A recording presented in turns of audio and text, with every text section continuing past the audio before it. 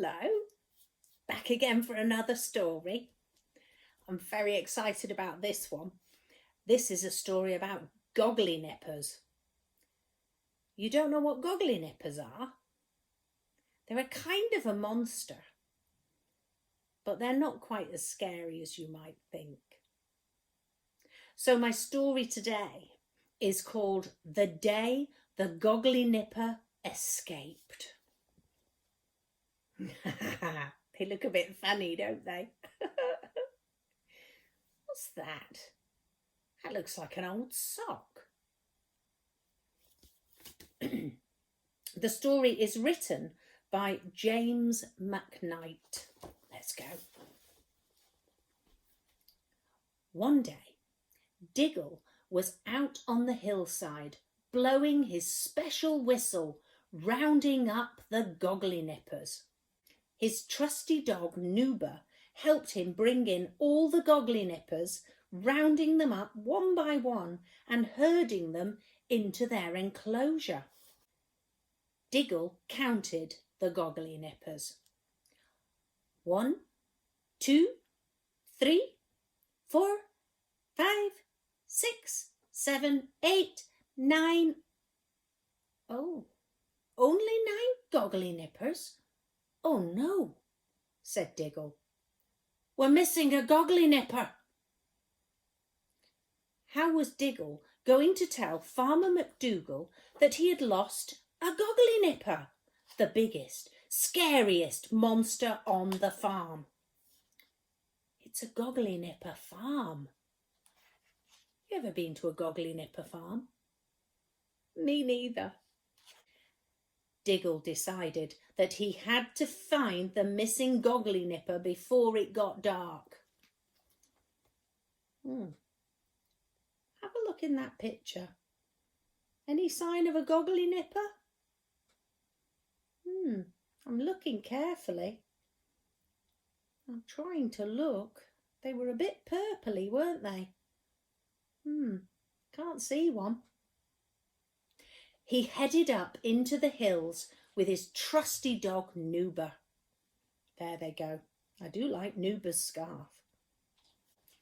Diggle searched up and down the hills, blowing on his special whistle as hard as he could. As it got darker, Nuba began to get scared. Bertie doesn't like the dark either. And he howled along with Diggle's whistle. Oh! Any sign of the Gogglinipper here? Have a good look. Is that? Oh no, that's Nuba's scarf. Oh, look behind that bush. Suddenly, Diggle slipped on a big pile of mud and fell onto his bottom with a squelch. Hang on a minute, thought Diggle. This pile of mud smells very bad. Diggle knew of only one thing that could smell that bad. Oh no, what do you think it is? It's Gogglinipper poo. Oh. A big, steaming pile of Gogglinipper poo. A clue. Then Diggle spotted some enormous footprints made by an enormous foot with 3 enormous toes. Who could have made that footprint? Do you think it was the Gogglinipper? Oh my goodness, maybe they're getting closer.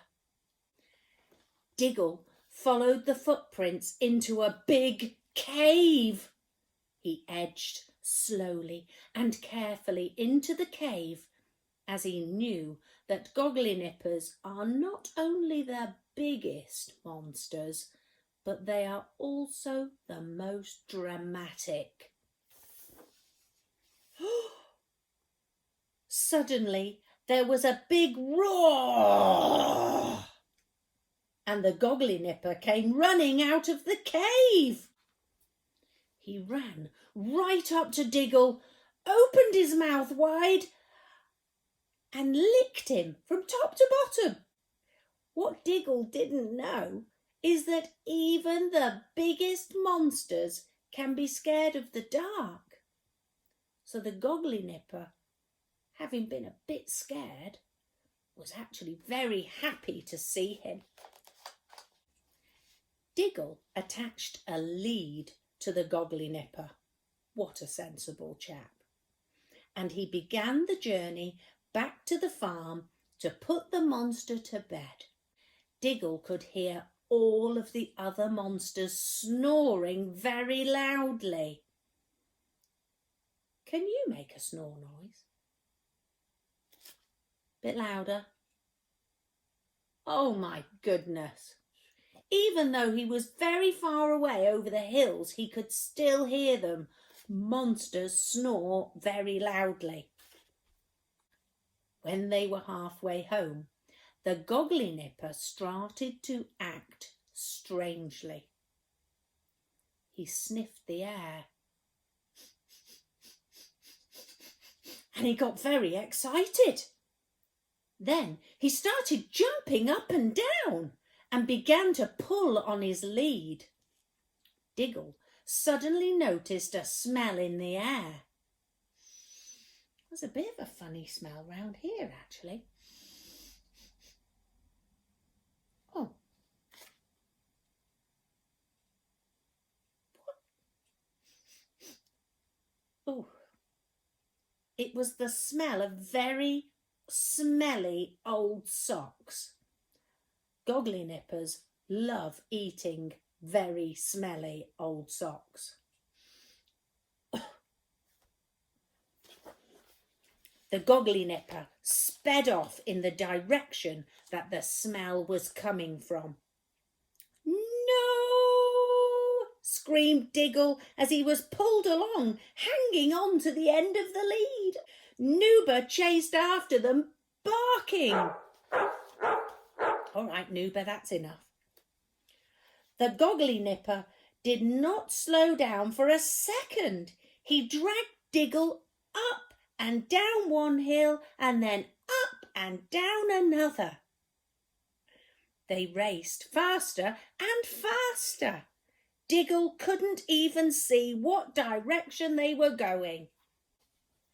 Soon they arrived back at the farm. The Gogglinipper raced straight past the monster enclosure, round the corner to the farmhouse and straight up to the farmhouse window. I wonder what he can see. What can you see? Is there anything there he might like? Hanging out of the window were two very large, very smelly old socks. Ugh, I can smell them from here. Or maybe it's those. Just as the Gogglinipper was about to bite the two very large feet, they disappeared. And Farmer McDoogle stuck his head out of the window. "What do you think you're doing with that Gogglinipper?" he said. Once Diggle explained what had happened, Farmer McDoogle laughed and said, "It's a good job I only wash my socks once a week." Farmer McDoogle helped Diggle put the Gogglinipper into the enclosure with the other monsters, and they all went to bed. After washing their socks, of course. Oh, that was fun. I enjoyed that story. Now, let's think about these socks, because have a look at this picture. Yeah, that's Bertie, and he does steal socks. Do you think that makes Bertie a Gogglinipper? Shall we ask him?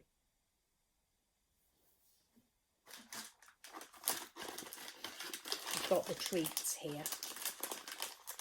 Oh, Bertie. Oh, Gogglinipper. Bertie. Bertie. Hello. Now, we need to know if you're a Gogglinipper or not.